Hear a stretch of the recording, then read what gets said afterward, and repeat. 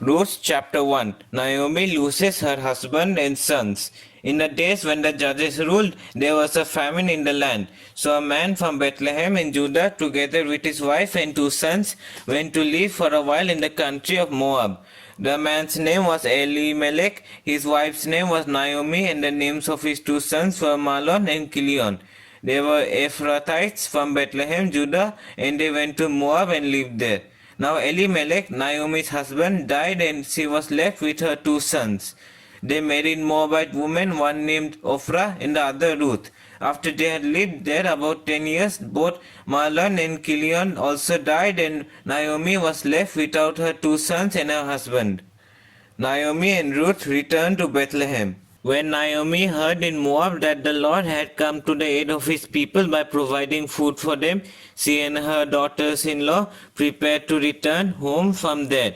With her 2 daughters-in-law, she left the place where she had been living and set out on the road that would take them back to the land of Judah. Then Naomi said to her 2 daughters-in-law, "Go back, each of you, to your mother's home. May the Lord show you kindness as you have shown kindness to your dead and to me. May the Lord grant that each of you will find rest in the home of another husband." Then she kissed them goodbye, and they wept aloud and said to her, "We will go back with you to your people." But Naomi said, "Return home, my daughters. Why would you come with me? Am I going to have any more sons? Who could become your husbands? Return home, my daughters. I am too old to have another husband. Even if I thought there was still hope for me, even if I had a husband tonight and then gave birth to sons, would you wait until they grew up? Would you remain unmarried for them? No, my daughters, it is more bitter for me than for you, because the Lord's hand has turned against me." At this they wept aloud again. Then Orpah kissed her mother-in-law goodbye, but Ruth clung to her. "Look," said Naomi, "your sister-in-law is going back to her people and her gods. Go back with her." But Ruth replied, "Don't urge me to leave you or to turn back from you. Where you go, I will go, and where you stay, I will stay. Your people will be my people, and your God, my God. Where you die, I will die, and there I will be buried. May the Lord deal with me, be it ever so severely, if even death separates you and me." When Naomi realized that Ruth was determined to go with her, she stopped urging her. So the 2 women went on until they came to Bethlehem. When they arrived in Bethlehem, the whole town was stirred because of them. And the woman exclaimed, "Can this be Naomi?" "Don't call me Naomi," she told them. "Call me Mara, because the Almighty has made my life very bitter. I went away full, but the Lord has brought me back empty. Why call me Naomi? The Lord has inflicted me. The Almighty has brought misfortune upon me." So Naomi returned from Moab, accompanied by Ruth the Moabite, her daughter-in-law, arriving in Bethlehem as the barley harvest was beginning. Ruth chapter 2. Ruth meets Boaz in the grain field. Now Naomi had a relative on her husband's side, a man of standing from the clan of Elimelech, whose name was Boaz.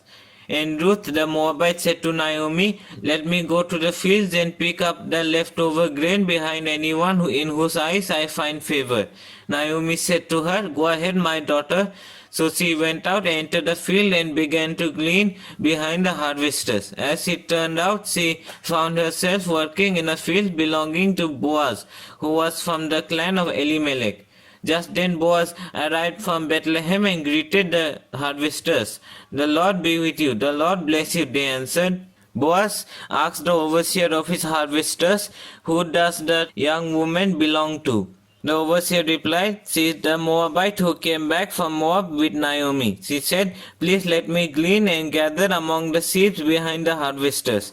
She came into the field and has remained here from morning till now, except for a short rest in the shelter.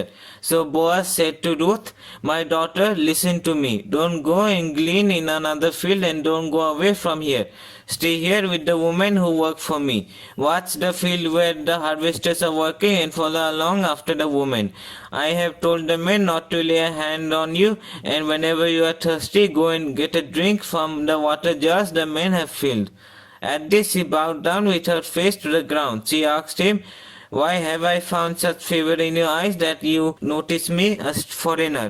Boaz replied, I've been told all about what you have done for your mother-in-law since the death of your husband, how you left your father and mother in your homeland and came to live with a people you did not know before. May the Lord repay you for what you have done. May you be richly rewarded by the Lord, the God of Israel, under whose wings you have come to take refuge. May I continue to find favor in your eyes, my lord, she said. You have reassured me and have spoken kindly to your servant, though I do not have the standing of one of your servants. At mealtime, Boaz said to her, Come over here, have some bread and dip it in the wine vinegar. When she sat down with the harvesters, he offered her some roasted grain. She ate all she wanted and had some left over. As she got up to glean, Boaz gave orders to his men. Let her gather among the sheaves and don't reprimand her. Even pull out some stalks for her from the bundles and leave them for her to pick up, and don't rebuke her. So Ruth gleaned in the field until evening. Then she threshed the barley she had gathered, and it amounted to about an ephah. She carried it back to town, and her mother-in-law saw how much she had gathered. Ruth also brought out and gave her what she had left over after she had eaten enough.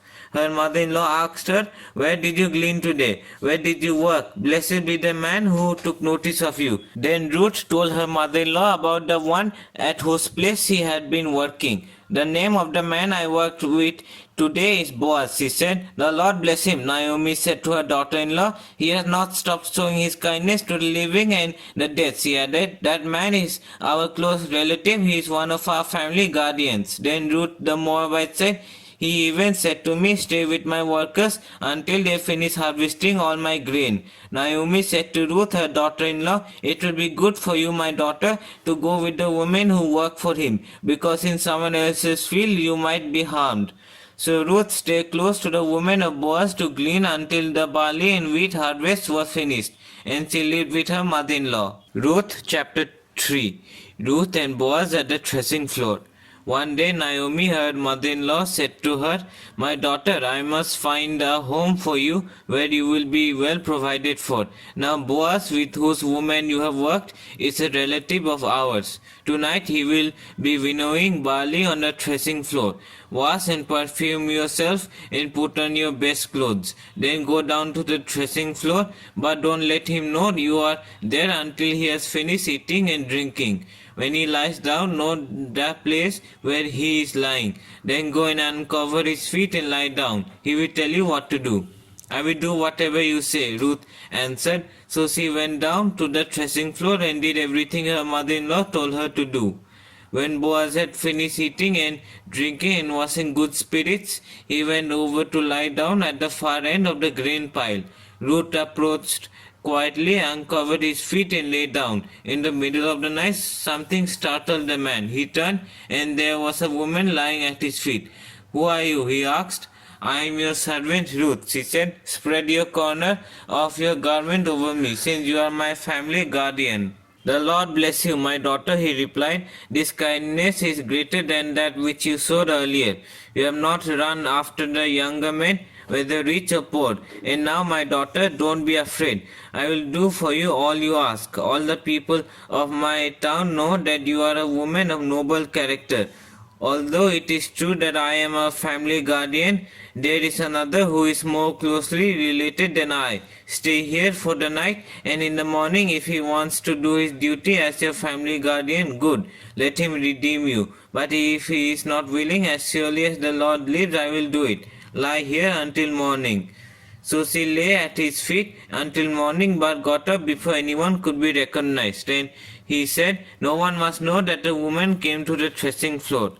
He also said, Bring me a shawl you are wearing and hold it out. When she did so, he poured into it 6 measures of barley and put it on her. Then he went back to town. When Ruth came to her mother-in-law, Naomi asked, How did it go, my daughter? Then she told her everything Boaz had done for her and added, He gave me these 6 measures of barley, saying, Don't go back to your mother-in-law empty-handed.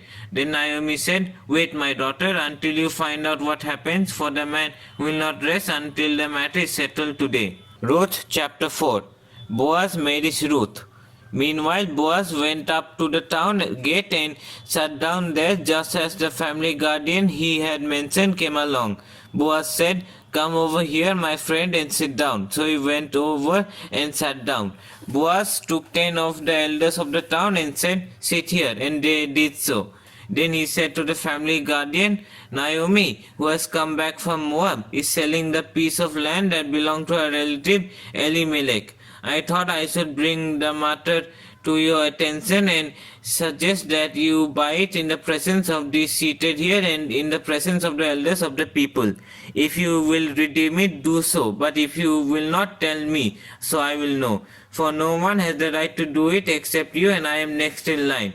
I will redeem it," he said. Then Boaz said, "On the day you buy the land from Naomi, you also acquire Ruth the Moabite, the dead man's widow, in order to maintain the name of the dead with his property." At this the family guardian said, "Then I cannot redeem it because I might endanger my own estate. You redeem it yourself. I cannot do it." Now in earlier times in Israel, for the redemption and transfer of property to become final, one party took off his sandal and gave it to the other. This was the method of legalizing transactions in Israel. So the family guardian said to Boaz, "Buy it yourself," and he removed his sandal. Then Boaz announced to the elders and all the people, "Today you are witnesses that I have bought from Naomi all the property of Elimelech, Chilion, and Mahlon. I have also acquired Ruth the Moabite, Mahlon's widow, as my wife in order to maintain the name of the dead with his property, so that his name will not disappear from among his family or from his hometown. Today you are witnesses." Then the elders and all the people at the gate said, "We are witnesses. May the Lord make the woman who is coming into your home like Rachel and Leah, who together built up the house of Israel. May you have standing in Ephrathah and be famous in Bethlehem. Through the offspring the Lord gives you by this young woman, may your family be like that of Perez, whom Tamar bore to Judah." Naomi gains a son. So Boaz took Ruth and she became his wife. When he made love to her, the Lord enabled her to conceive, and she gave birth to a son. The woman said to Naomi, "Praise be to the Lord, who this day has not left you without a family guardian. May he become famous throughout Israel. He will renew your life and sustain you in your old age. For your daughter-in-law, who loves you and who is better to you than 7 sons, has given him birth." Then Naomi took the child in her arms and cared for him. The woman living there said, "Naomi has a son," and they named him Obed. He is the father of Jesse, the father of David. The genealogy of David. This then is the family line of Perez. Perez was the father of Hezron. Hezron the father of Ram.